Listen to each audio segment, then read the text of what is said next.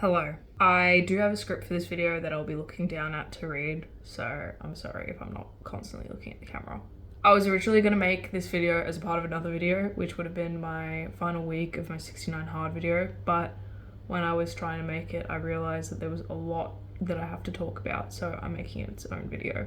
I want to give a trigger warning before starting this, that this video will talk about eating disorders and other mental health issues. So if you are unable to watch this due to being uncomfortable or not ready to listen to content like this, please click off. So this challenge, which I've dubbed Ali's 69 Hard, has been a great experience for me so far. I'm losing weight in a very healthy manner whilst gaining muscle and overall improving my mental health and well-being by eating better and taking care of myself. This is very different to how I've done this in the past. At the start of 2022, I was sitting at the same weight I am now, but with a way higher body fat percentage and no muscle. 2022 was one of the worst years of my life. Coming out of constant COVID lockdowns in Victoria, my already diagnosed mental illnesses grew worse during those 2 years, resulting in me being a mess going into 2022. I suffered with binge eating from 2020 to 2022, which resulted in a lot of weight fluctuation. I reached my highest weight, being over 90 kilos. Unfortunately, in May of the same year, I fell down the classic pipeline of fasting and eating in extreme calorie deficits, where I would only eat sub 500 calorie meals every 24 hours or fasting with water for days on end. By July, I had already dropped 20 kilos. I didn't stop there. I was staying home from school so much, feeling sick or being too weak and fatigued to go. My attendance was so bad, I got pulled into the school's office and warned about it. I had only 50 days of absence, but it was still enough of a concern. I did start going to the gym in October, but it only became more addictive to lose weight. By December, I had dropped another 10 kilos. By February, I would punish myself if the numbers didn't go down. 2023, I went through so much. This time 2 years ago, in May 2023, I was officially at my lowest, and my lowest weight since before I had even hit puberty. But on the 21st of May 2023, I started dating my current boyfriend. I don't want him to take all the credit, but he helped me rebuild my relationship with food and with my body again. But our first date was bad. We went to my favorite burger place ever, which is Grilled, and I didn't even eat anything but the 10 chips Caden forced me to eat and count. It wasn't until a dinner with his family the next night that I ate a proper dinner for the first time in a year. All of this is so crazy to look back at and thinking about it now, and I was so scared of food. If you're wondering where this is all going, don't worry, I'm getting there. With dating Caden, I've started to not just eat again, but also eat meat as of July last year, which meat used to make me feel sick. Meat has helped my diet so much now. Back to when I was at my lowest. Really nobody knew of it until I started recovering. I didn't open up about it to anyone because I knew it would result in me having to get help. However, there was two people that sort of knew. One is someone that I've had blocked since May 2023, and the other is somebody I used to call my best friend, the same person who introduced me to Caden. There is a lot to be said about the nature of this person, but it would be straying away from the topic of this video. All you need to know is that at some point, I trusted this guy with all my problems and secrets and other things. When you post online like I do, you should expect trolls.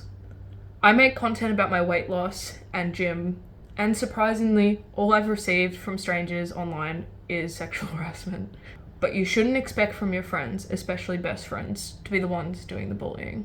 I'm making a short right now that does show my body, but before that, I've never posted my body online. Not my current body, not my body in the past 6 months, not ever. No one gets to see me naked, except for my poor boyfriend, and I do not leave my house enough to be seen.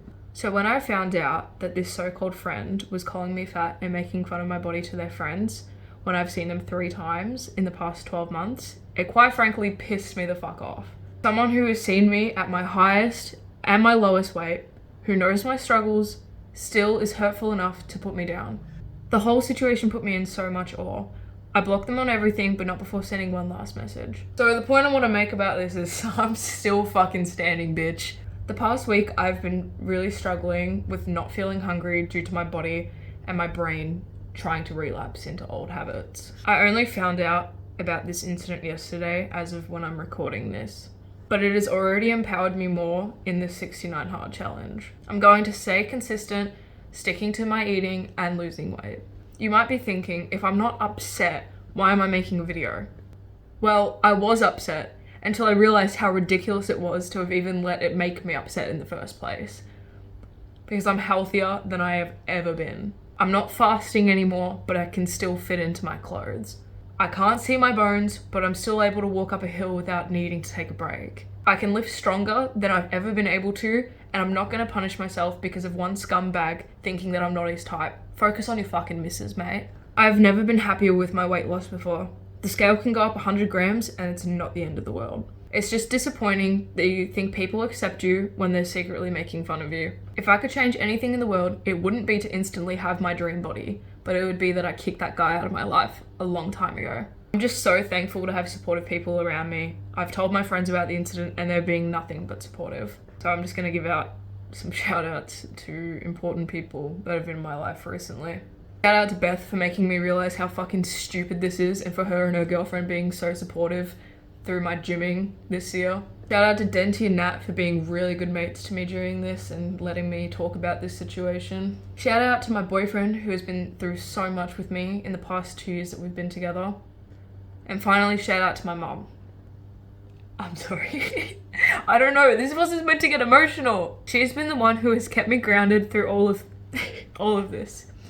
She helps me keep a healthy mindset through this challenge and has helped me work through all my mental struggles with weight and disordered eating. Without my mum in my life, I would 100% be doing the same old shit that I used to do all those years ago. Thank you for watching, and to that person, fuck you. Oh my god, without the tears I would look high.